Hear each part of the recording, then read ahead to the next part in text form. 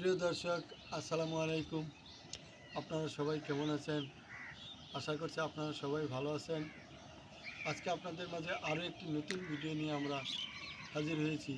আজকে আপনাদেরকে আমরা দেখাবো আমরা কীভাবে বাসার ছাদে টবের মধ্যে বা কৌটার মধ্যে বা প্লাস্টিকের বড় বোতলের মধ্যে কীভাবে খুব সহজে কম খরচে কাঁচামরিচ চাষ করা যায়।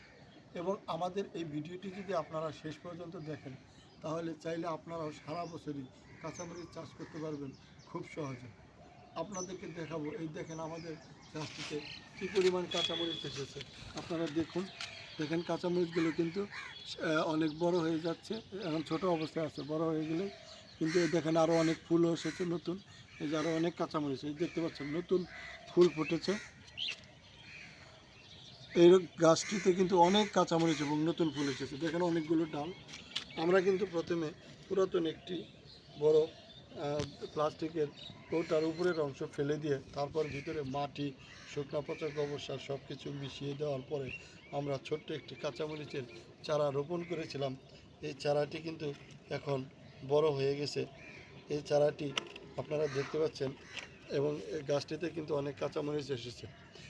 এই গাছের জন্য কিন্তু তেমন কোনো পরিচর্যা করতে হয় না। এই পদ্ধতিতে যদি চাষ করেন তাহলে কিন্তু সারা বছরই কাঁচামরিচ চাষ করতে পারবেন। আর কাঁচামরিচ কিন্তু সারা বছরই এটার চাহিদা রয়েছে এবং প্রায় প্রতিদিনই আমাদের বিভিন্ন কাজে আমরা কাঁচামরিচ ব্যবহার করে থাকি। তাই কাঁচামরিচ কিন্তু বর্ষার সময় দেখা যায় অনেক দাম থাকে।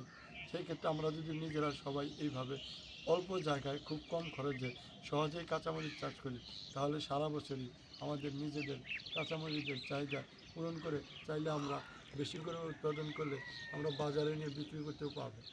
যাই হোক, আপনাদের কাছে যদি আজকের এই কাঁচামরিচ চাষের এই পদ্ধতিটি কেমন লাগলো আমাদের কমেন্টস করে জানাবেন। আর যদি ভালো লাগে তাহলে ভিডিওতে একটি লাইক দিয়ে চ্যানেলটি সাবস্ক্রাইব করে দিবেন এবং পাশে থাকা বেল আইকনটি বাজিয়ে দেবেন।